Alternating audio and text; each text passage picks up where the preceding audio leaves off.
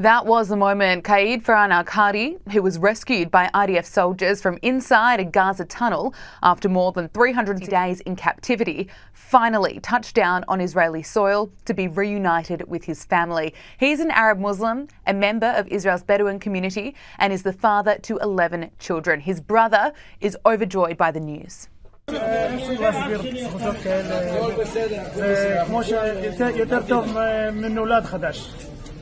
His rescue gives us hope and a reason to celebrate, but serves as an important reminder that there are more than 100 hostages still being held by terrorists, and all of them need to be returned. And as Noah Tishby so eloquently put it, Hamas did not discriminate in its attack on October 7.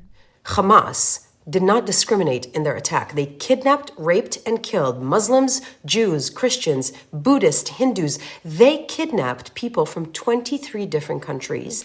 Now, as we know, Hezbollah joined Hamas's assault on Israel on October 8, and since then, the Lebanese terrorist group fired more than 6,000 missiles and drones on Israel's north. Earlier this week, Israel launched a preemptive and defensive strike on Hezbollah's terror infrastructure in Lebanon, and the terrorist group subsequently fired more than 200 rockets and 20 drones, but most of those were intercepted. Earlier, I spoke with Jonathan Elkhoury, a Lebanese Christian who escaped Lebanon 24 years ago and is now living in Haifa in northern Israel. I know the cost of war. I've lived in wars since I was born, and I know what a war between Lebanon and Hezbollah could lead today. And this is something that I'm not really interested in, Gabrielle. Jonathan told me he remains optimistic about the future while expecting the worst.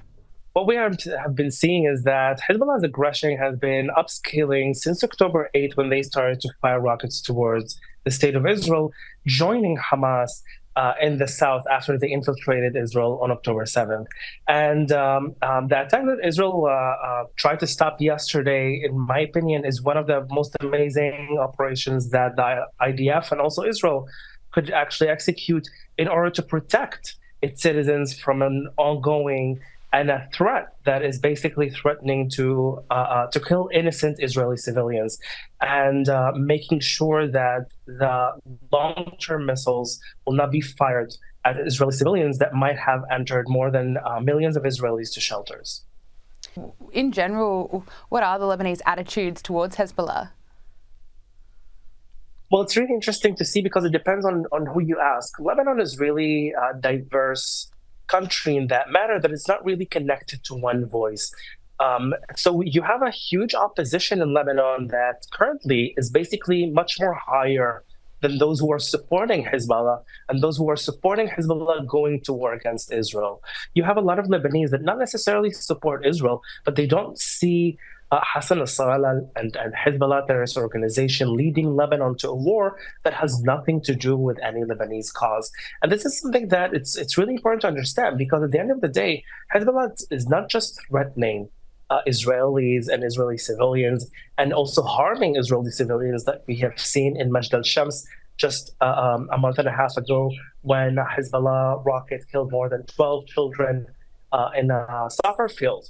And also in a few other territories in the northern of Israel, they're also threatening Lebanese people that go against them.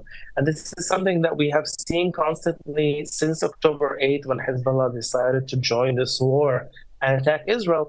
We have seen Lebanese going with the slogan saying Lebanon against the war, from the reason that they don't want Hezbollah to lead to Lebanon's destruction, because this is something that could happen, not just because of Israel retaliation, but as we have seen, when Israel targeted some of the ammunition of Hezbollah's holdings inside of Lebanon, you could have seen the aftershocks and waves of missiles going from the ground and exploding, basically because Hezbollah is hiding rockets and ammunition alongside of civilian territories.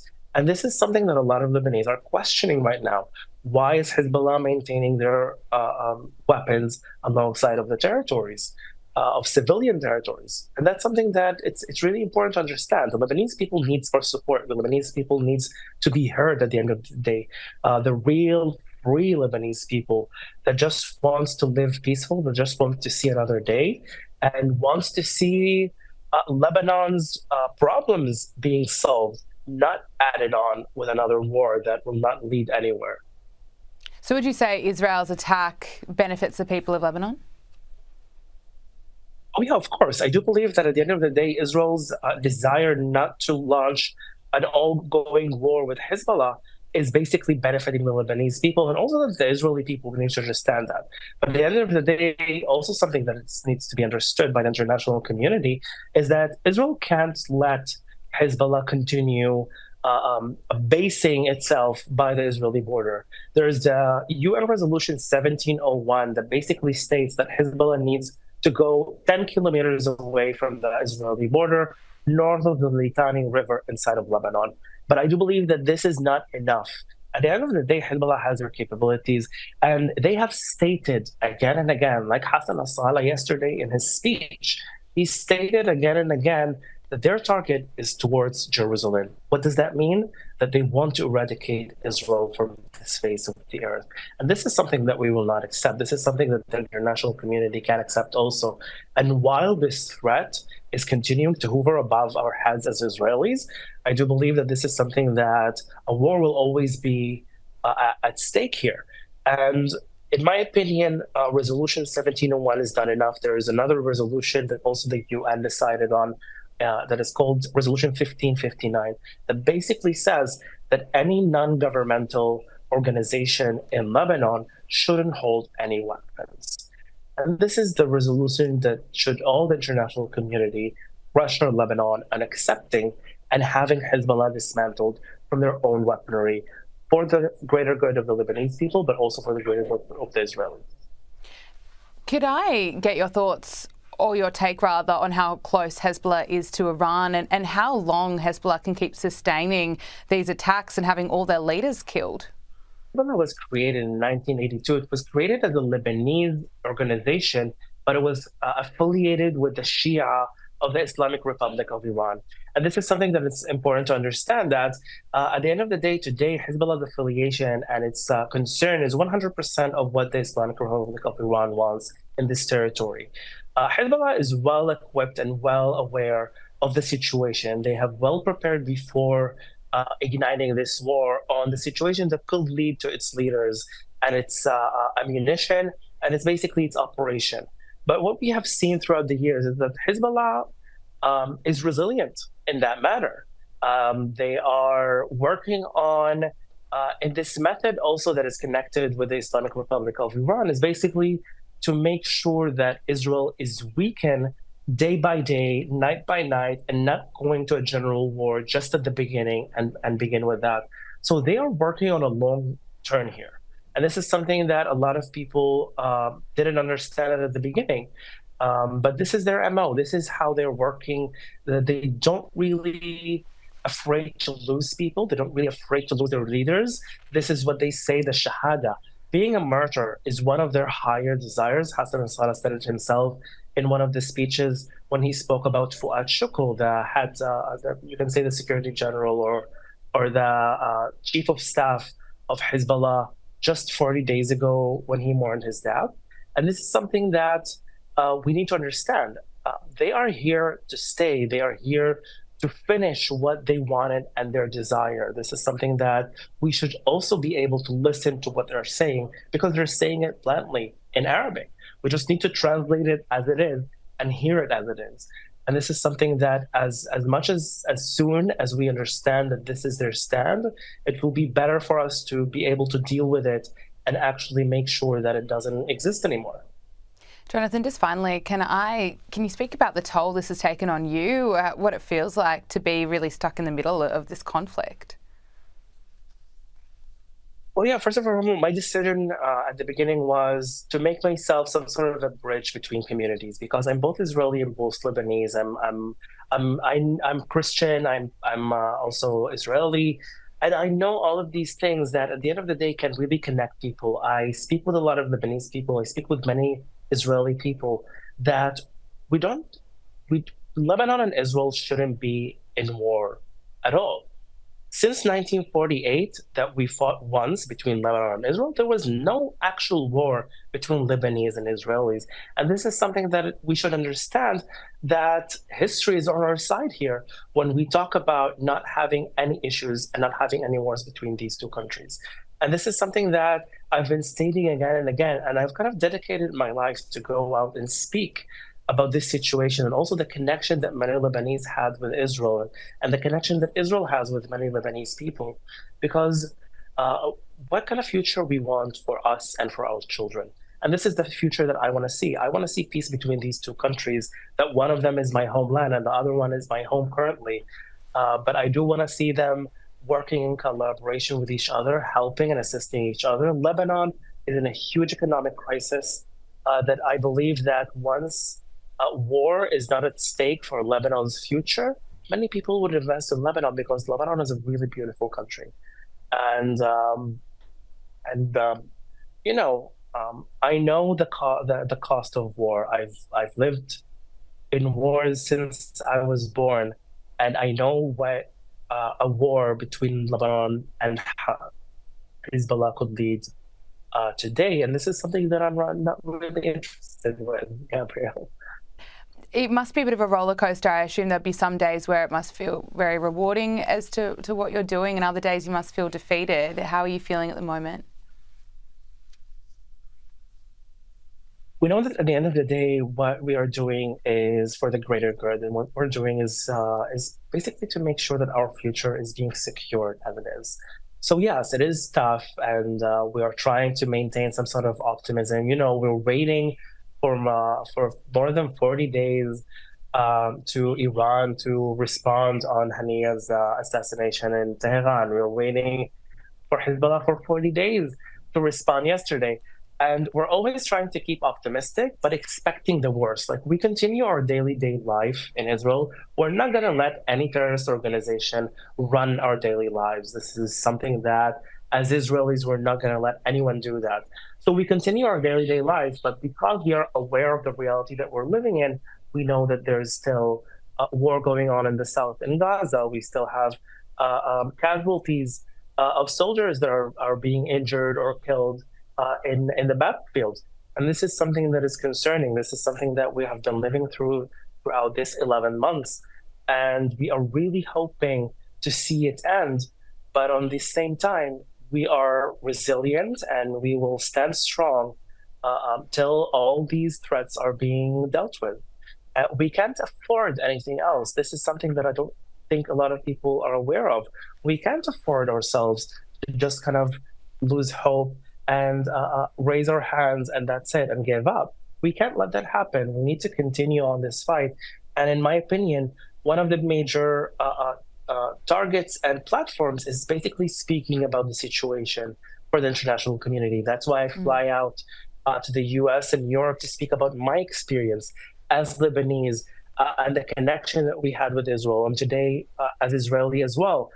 That's why I'm so eager to share my own experience, my own kind of thoughts and shares about the Lebanese community and what's going on in Lebanon, because the situation isn't simple.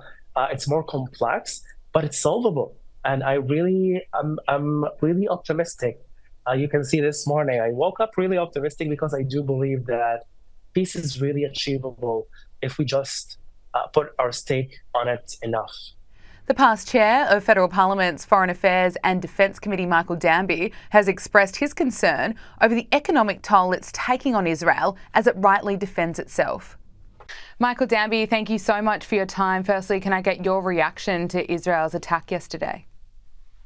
Well, they say they avoided a major missile attack by Hezbollah in central Israel, but this is only a little bit of the picture, Gabrielle. This is a shadow play, this whole Hezbollah-Israeli interplay, the Hamas interplay.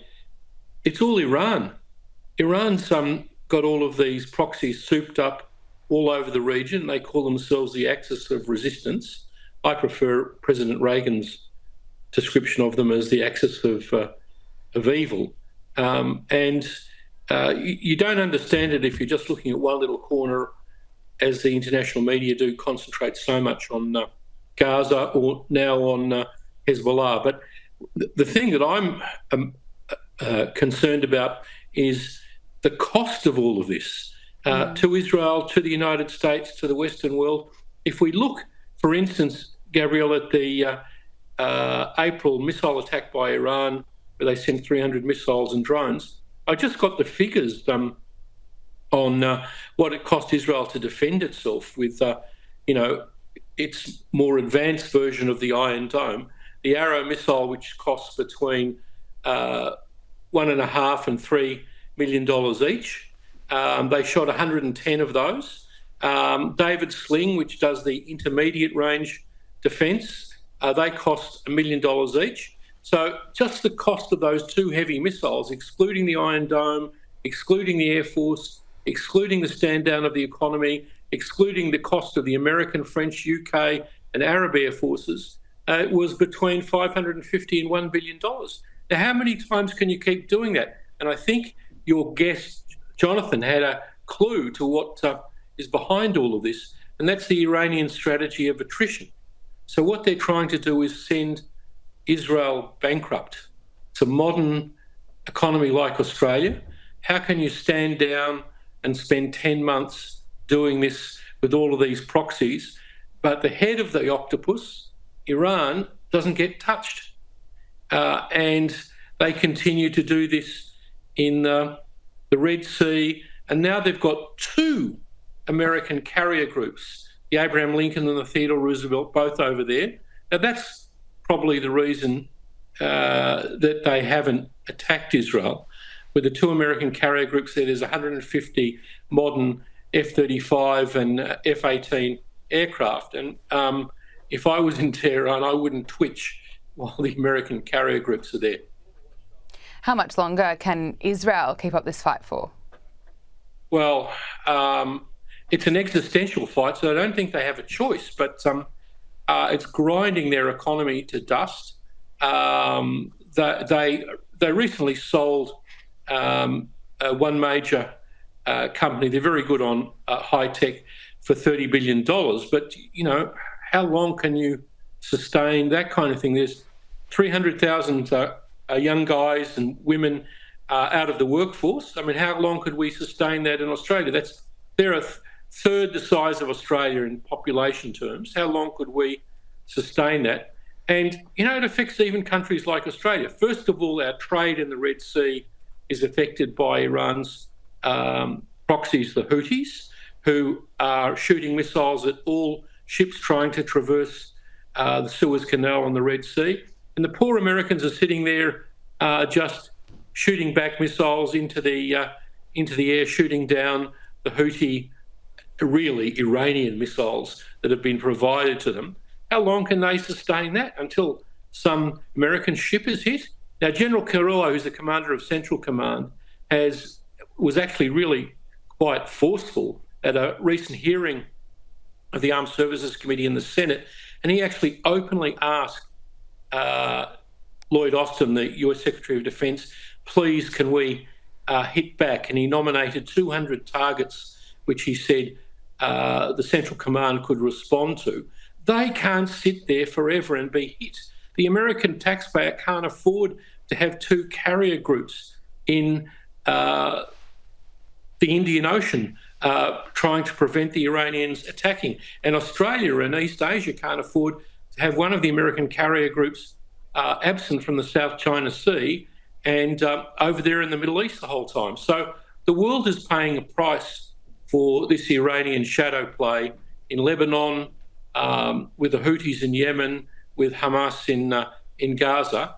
The Iranians have got to be taught to back off. And General Keane, who's constantly on Sky and on the American Fox network, says that you have to de-escalate to escalate.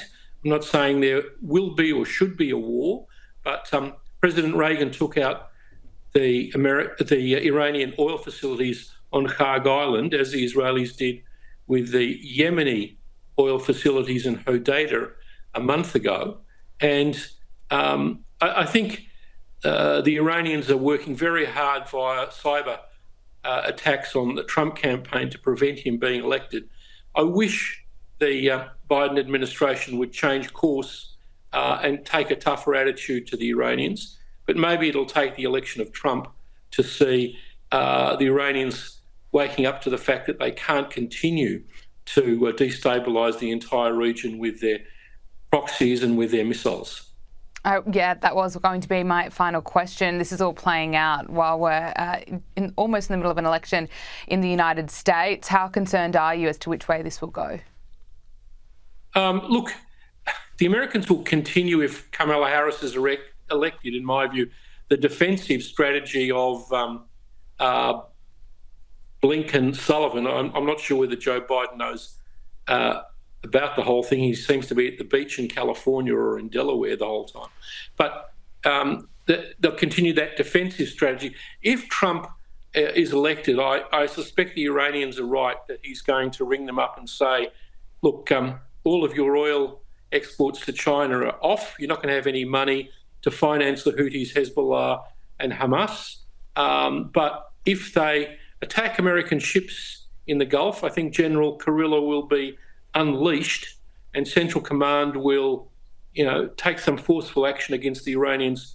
So either passively or more kinetically, I think in the future Iran will be drawn back, and that's the only way we'll see an end to the situation in Gaza, in southern Lebanon and northern Israel, and in the Red Sea. It's like whack-a-mole. Instead of just going around trying to solve these issues one by one, you should try and get the hostages out, and you should try and get a peace agreement in Gaza, but continuing without looking at the cause of all of this is foolish, in my view. Michael Danby, well said. Thank you so much for joining me. Thanks, Gabrielle. Thanks for your time. Thank you. Appreciate it.